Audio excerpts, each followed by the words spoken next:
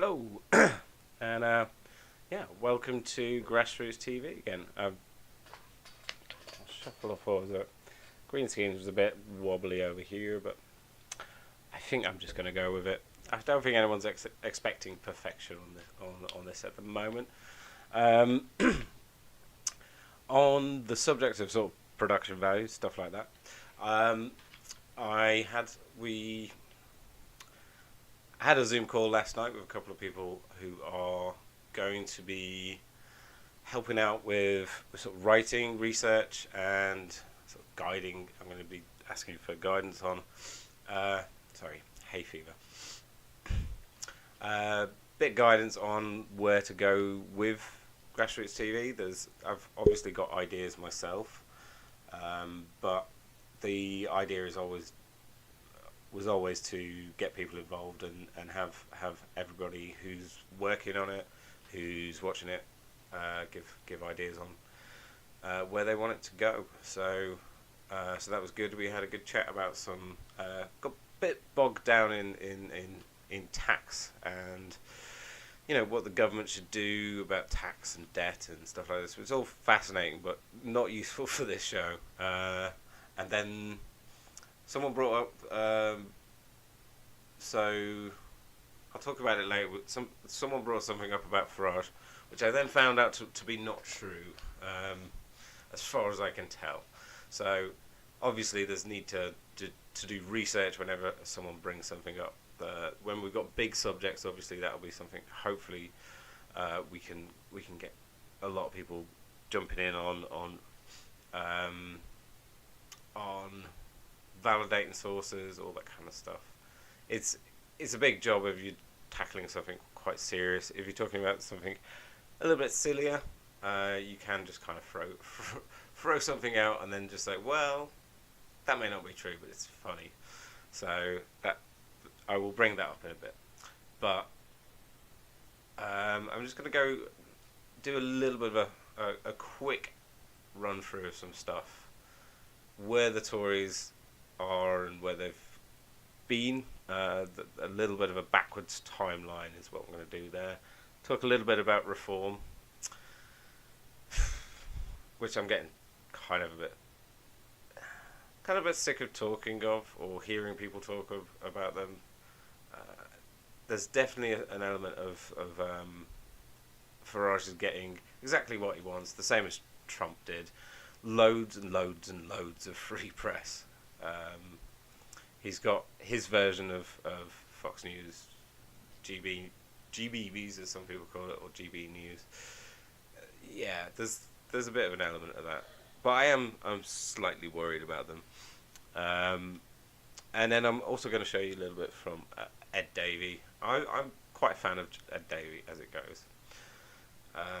So as for the newsroom, if people are interested in getting involved with that, I'm going to put a bit more time and effort into posts over the next week, just to try and draw some people in to give their ideas. There's going to be different ways to contribute to that, whether it's just sending a message, answering a few questions. What's your favourite, best part, worst part, funniest part of the election? But if you want to jump onto the Zoom call and be part of a kind of improvised newsroom, I'd really appreciate extra bodies in that. That'd be great. So I'm going to jump into it. Pardon me. So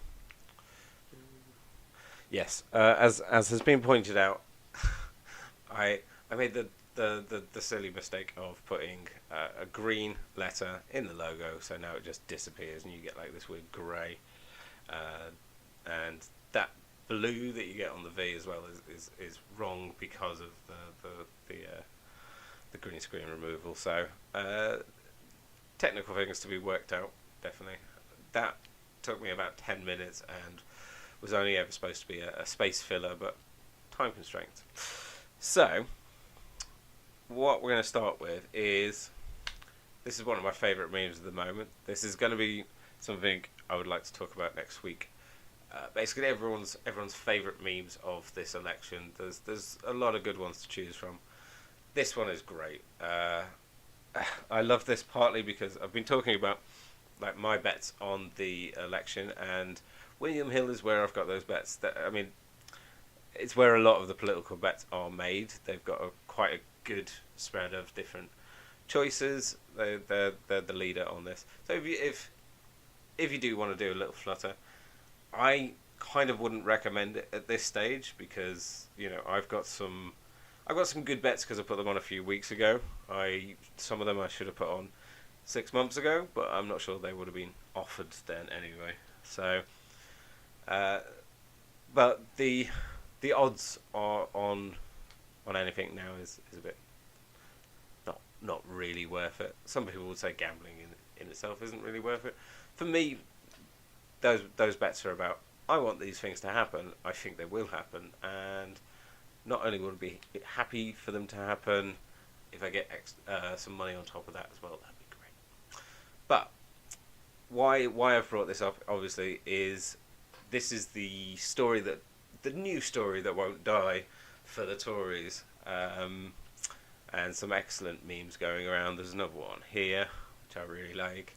They've turned 10 Downing Street into 10 to 1 Downing Street. One thing I did spot on this actually was, so more Met officers have been identified in this, and at least one of them has been arrested.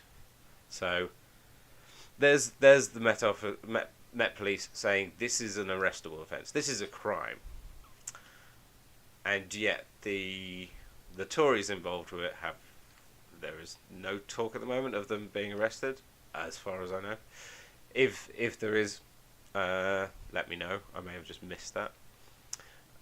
But somebody in the Tory party decided that it would be a good idea to accuse the Met Office of leaking the information in the first place, and they gave the flattest statement ever, which basically said that did not happen.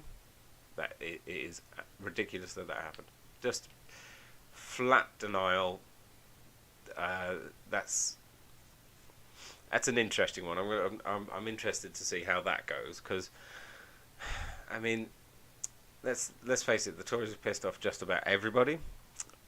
Most of their membership, most of their loyal voters, and the veterans and the police, the nurses, the doctors.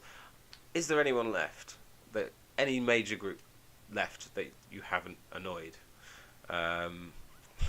There's obviously the people who never liked them, but all of the people that were predisposed to like the Tory party seem to be attacked. So that's a weird tactic to take for, you know.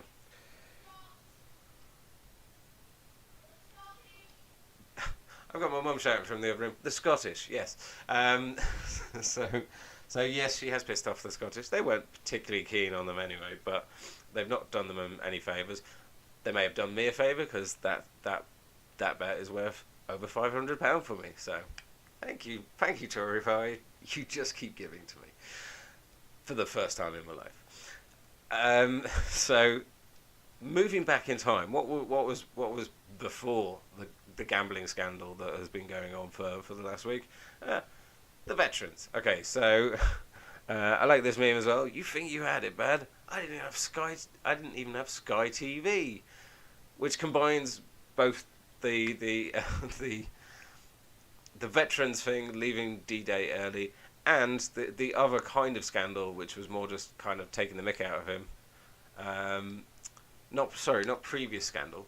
It was wrapped up in the same thing, which was because he went back to the UK, skipped the second day of the D-Day memorial service, and the interview, he said he wasn't able to get Sky TeeVee. That was him doing without as a child. So yeah, okay.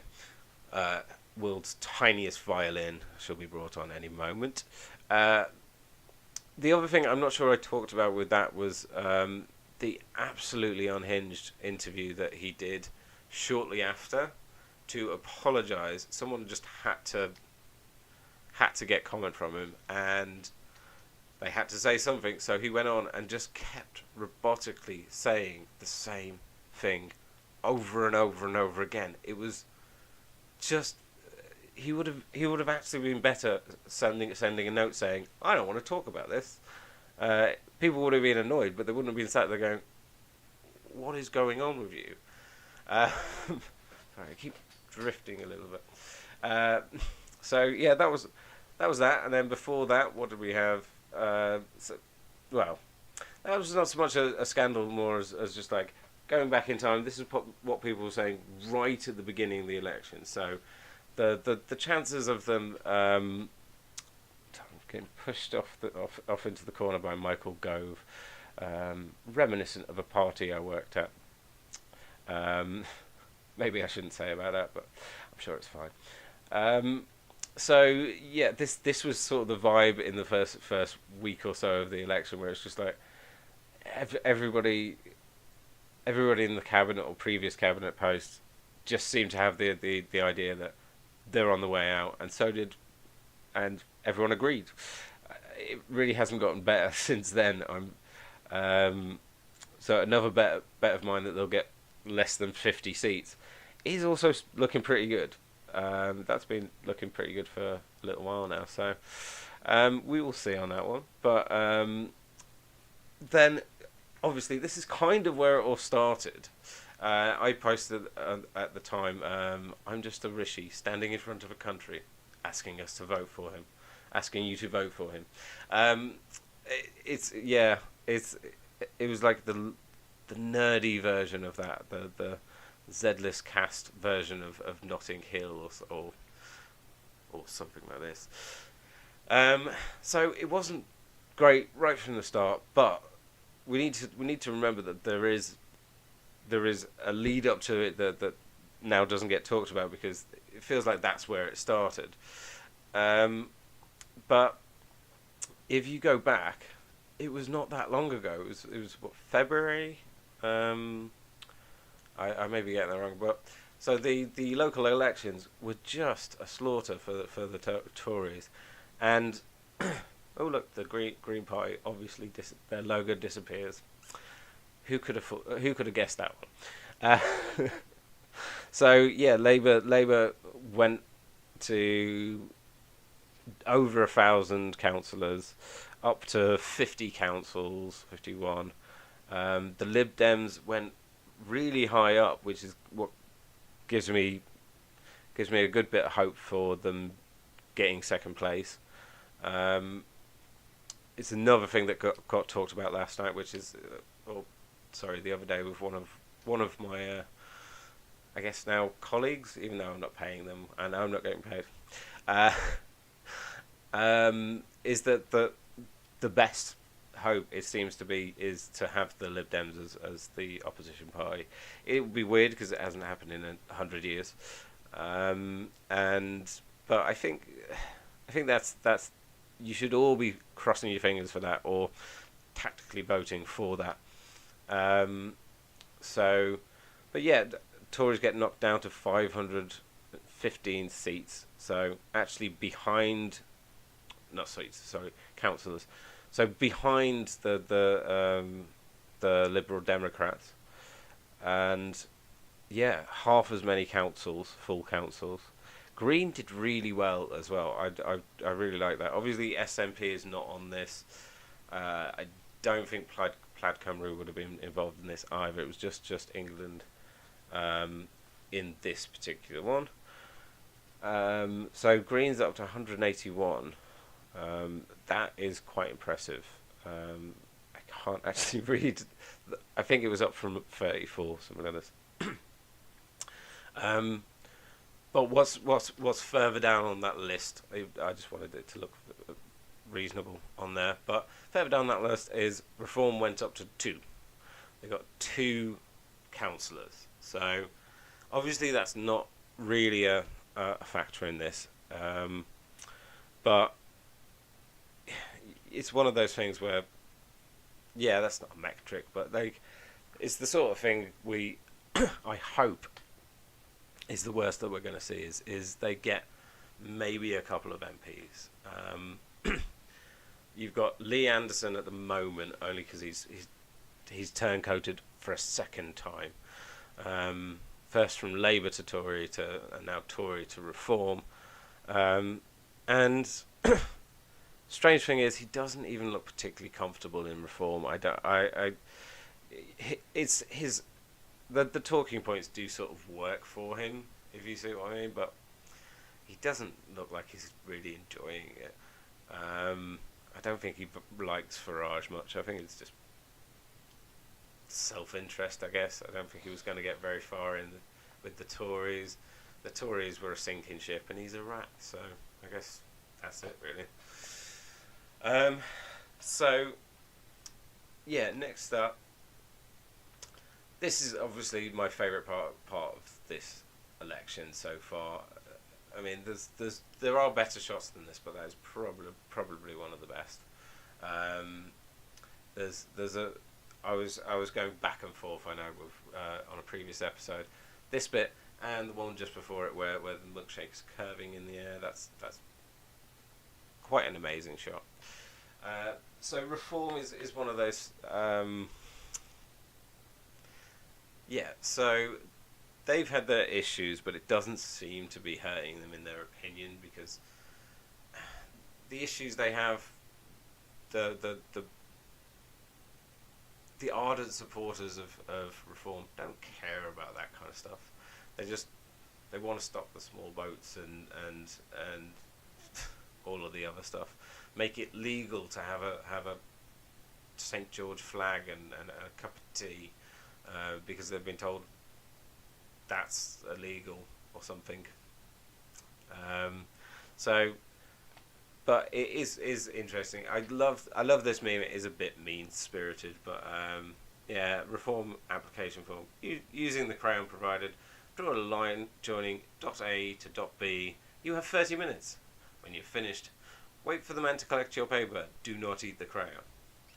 It kind of sums up. I would love to see their application form, because it can't be that far away from this, even though that is a meme. But obviously, Reform have had this problem with, funnily enough, some of their members are Nazis, and quite pathetically, they've decided it's all a Tory stitch-up, because they paid all of this money to a company to vet their candidates. They received no information from this vetting company, and they just put the candidates forward anyway. So I don't know how that's a stitch-up. That's just you being shit. But also,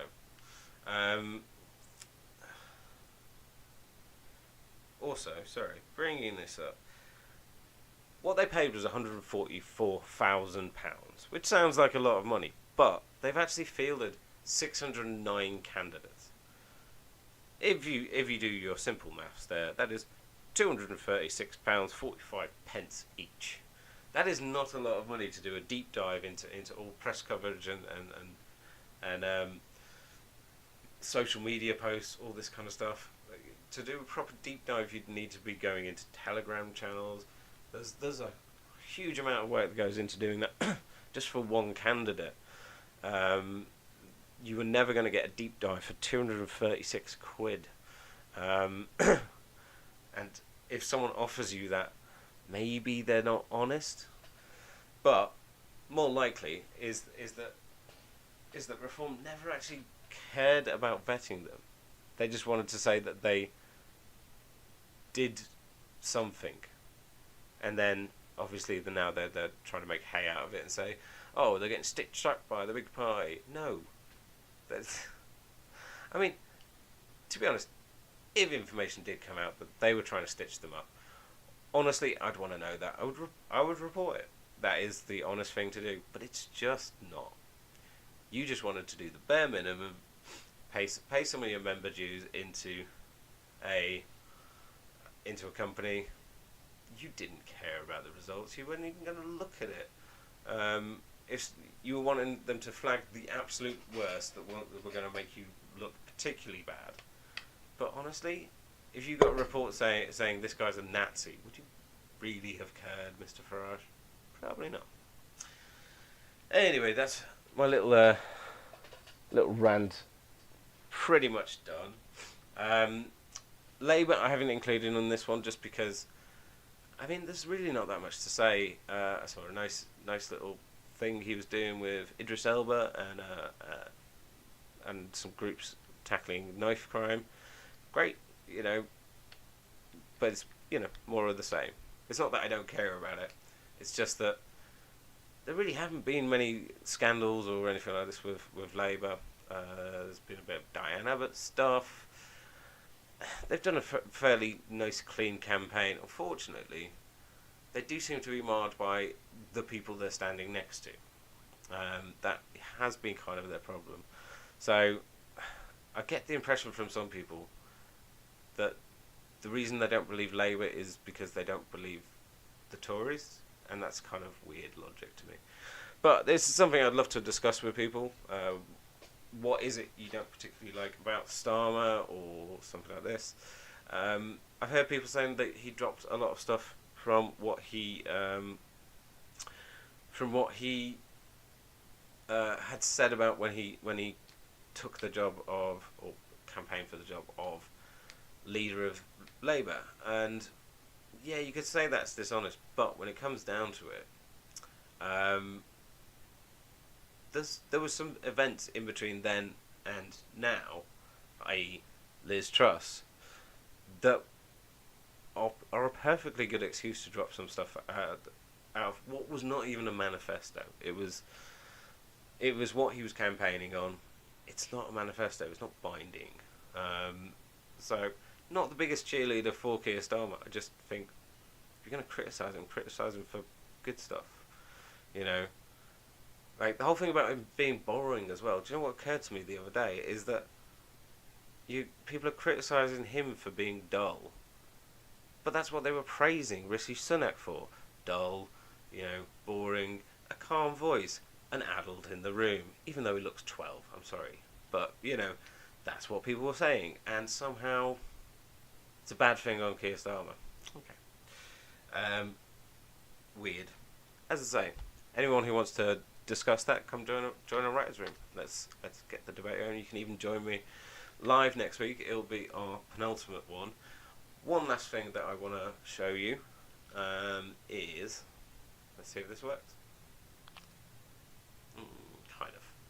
I'm going to be weirdly ghostly in the background there, aren't I? It's yellow. What are you doing? Let's go with it anyway. I'm afraid I have to start this afternoon with an apology. You might remember, after our incredible victory in Somerton and Froome in July, when the amazing Sarah Dyke overturned a Conservative majority of 19,000, I said it's time to get these clowns out of number 10.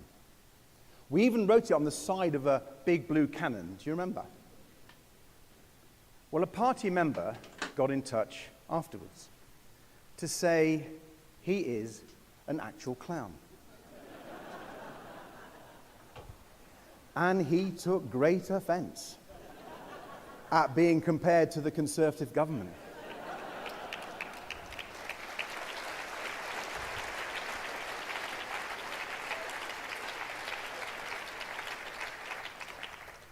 And on reflection, I have to admit, he's got a point. Clowns didn't crash our economy and send interest rates soaring. Clowns didn't let water companies make billions in profits while dumping filthy sewage into our rivers and onto our beaches. Clowns didn't plunge our NHS into crisis, pushing waiting lists to record highs.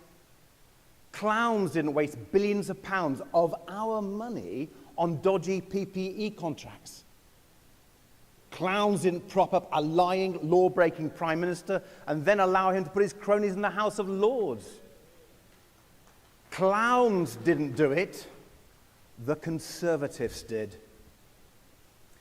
So, let me take this opportunity to apologise unreservedly to that party member and to the whole clowning community.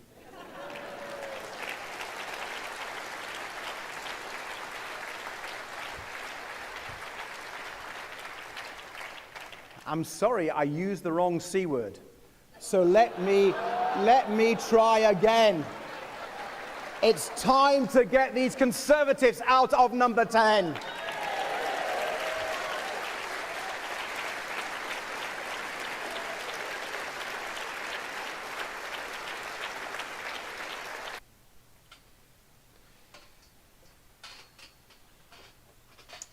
Okay, so the reason I bring that up is one, I didn't know about it, so I only saw this just this week, but that's from the Lib Dem Party conference earlier in the year, or late last year maybe. Anyway, so the reason I bring that up is just because I was already starting to kind of like Ed Davey. There's a great interview with him on James O'Brien's Full Disclosure. Really good, those interviews are a really good way to get to know someone. Whether you believe it or whether you sort of, all of that, whatever. But you got a good idea of the man, why he cares about social care, all this kind of stuff. So it makes me believe what he says about that, at least. He's going to really push for that, which we need. Everyone talks about the NHS, but care workers are very important to that formula. So that is important, but it also gives me the idea that he very much knows what he's doing. When he said, I used the wrong C word, everybody thought of a 4-letter word there. Everybody. I'm pretty sure you can't prove it. Nobody can prove it, but I'm pretty sure. So that one is funny. Perfect, subtle comedy. Nice English put down there. But it does give me the idea that he just knows what he's doing. People can laugh at him going down slides and all this kind of stuff, but it's the honest version of what Farage is doing. It's drawing eyes on you, getting people to notice, and then handing people your policies, talking about the issues, which he's done really well. A lot of people have gone from, oh, why is he paddleboarding, to, oh yeah, there is shit in the rivers, isn't there? He seems to have a plan for that. So, that is how you run a campaign. People can look at him like a clown, but you elected Boris Johnson, which is a different kind of clown. So apparently clowns can get into Parliament. It's fine. So I'm going to wrap it up. What I will say is next week, as well as trying to get people's involvement and get people contributing what they think are the highlights and lowlights and just general hilarity of this election campaign, I'd also like to talk about tactical voting and, to some degree, proportional representation. So the reason I will talk about both at the same time is because tactical voting shouldn't be necessary. If we had proportional representation, it wouldn't exist. There's no need for tactical voting if you have the right formula for voting. So it's going to be one of those, okay, one last time, hold your nose, do tactical voting. It doesn't feel good, but really the only vote is anyone but Blue. Whoever can beat Blue. Ed Davey agrees. That's his entire mission statement going into this was beat as many Tories as possible. That's it. Again, love that mission. That's a really good way to run that campaign. If I was in the seat where even if it was 50-50, whether Lib Dems can beat Labour, I'd go Lib Dem, just hoping, if it made sense to vote for them, I would.